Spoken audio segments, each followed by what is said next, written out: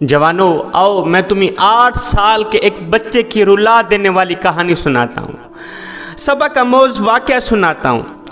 8 سال کا ایک بچہ تھا۔ ایک دن اس نے ماں کو اتنا تنگ کیا، اتنا ذلیل کیا کہ ماں خفا ہو کر، ناراض ہو کر، روٹھ کر بیٹے کو تھپڑ مار کے دھکے دے کر گھر سے باہر نکال دیا کہ تو نافرمان بنتا جا رہا ہے، میری باتیں نہیں مانتا ہے، میرا کہا نہیں مانتا، میری نافرمانی کرتا ہے، جس کا کھاتا ہے اس کا گیت کیوں نہیں گاتا، اس کی نافرمانی کرتا ہے، تجھ سے بہتر تو وہی کمیانوں کا گدھا نکلا۔ اگر مالک کھوتے کو چارہ نہ ڈالے تو کھوتا پورا دن باہر سے چر کر آتا ہے، شام کو نوکری مالک کی کرتا ہے۔ او بدبخت، تو کھاتا بھی میرا ہے، نافرمانی بھی میری ہی کرتا ہے۔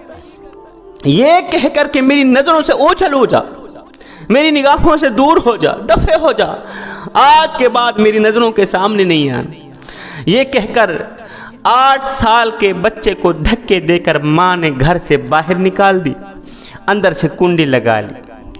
بیٹا جب دروازے سے باہر نکلا، روتا ہوا بچہ جب دروازے سے باہر نکلا تو روتا ہوا، کچھ سوچتا ہوا اس نے ایک گلی کی طرف رخ کیا۔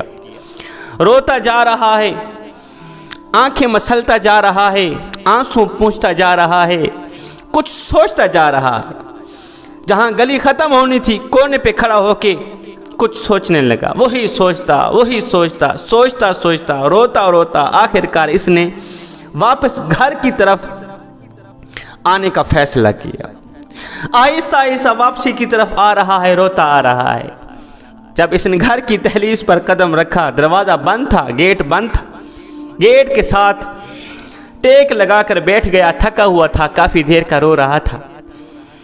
گیٹ کے ساتھ جیسے اس نے ٹیک لگائی، اس کی آنکھ لگی، وہیں اس کو نیند آ گئی۔ تھوڑی دیر کے بعد کسی کام کے بہانے ماں نے دروازہ کھولا، دیکھا بیٹا سویا ہوا ہے، آنکھیں چھم چھم برس رہی ہیں، روتا ہوا بیٹا سویا ہوا ہے۔ ماں کا غصہ ابھی بھی ٹھنڈا نہیں ہوا تھا، کیونکہ اس نے ماں کو اتنا رولایا تھا، اتنا تڑپایا تھا۔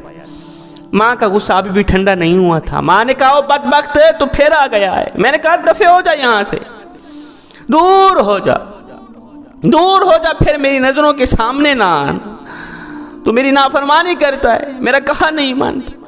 اب بجائے دفع ہونے کے، بجائے دور جانے کے، بیٹا کھڑا ہو گیا۔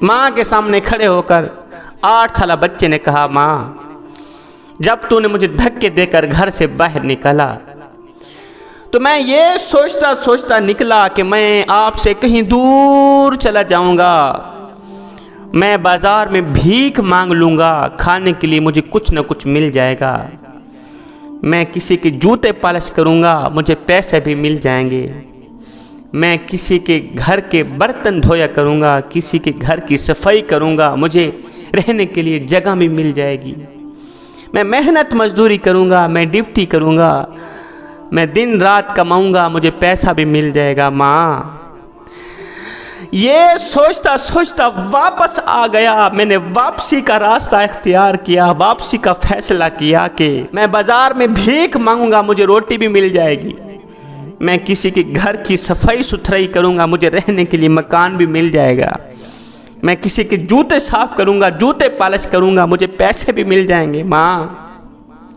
بس یہ سوچتے ہوئے واپس آ گیا کہ مجھے پیسہ بھی مل جائے گا، مجھے روٹی بھی مل جائے گی، پینے کے لیے ٹھنڈا پانی بھی مل جائے گا، پہننے کے لیے اچھے کپڑے بھی مل جائیں گے، رہنے کے لیے مکان بھی مل جائے گا۔ مگر ماں تیری جیسی ماں تو نہیں ملے گی، ماں مجھے ہر چیز مل جائے گی لیکن تو نہیں ملے گی۔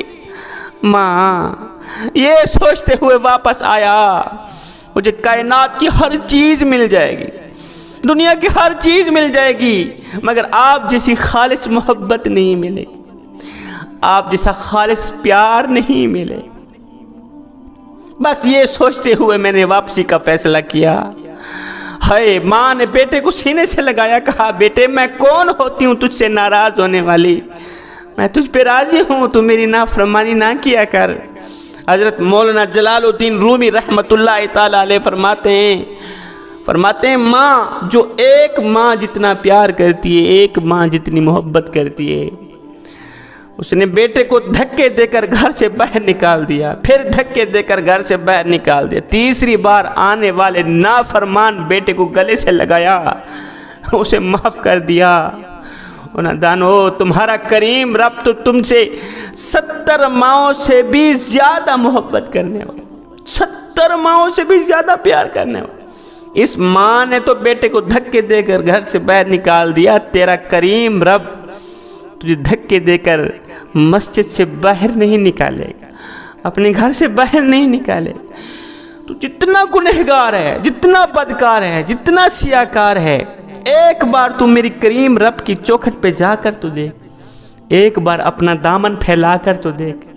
میرا اللہ فرماتا ہے میرے بندے، میری رحمت تو تیرے بڑھ چڑھ کے انتظار میں، میری رحمت تیرے بڑھ چڑھ کے انتظار کر رہے، تیرے استقبال کے لیے کھڑی ہے۔ ایک بار تو میری چوکھٹ پہ آ کر تو دیکھ، اے بخشش کی حد نہ کر دو مجھے رب العالمین بھی نہ کہنا، بخشش کی انتہا نہ کر دو مجھے رب العالمین بھی نہ کہنا۔ اس ماں نے تو دوسری بار آنے والے بیٹے کو دھکے دے کر گھر سے باہر نکال دیا، میں تو پہلی بار آنے والے گنہگار کو بھی اپنی رحمت کی آغوش میں لے لیتا ہوں، اسے بھی خالی ہاتھ واپس نہیں جانے دیتا۔ میرا اللہ فرماتا ہے میرے بندے، اگر میرے دروازے پر فرعون بھی آ جاتا، میرے گھر اگر فرعون بھی چل کر آ جاتا، جو اندر سے بھی کافر تھا باہر سے بھی کافر، کالا کافر، خدائی کا دعویٰ کرنے والا، خود کو خدا کہلوانے والا، اگر وہ بھی میرے دروازے پر آ جاتا میں تو اس کو بھی معاف کر دیتا۔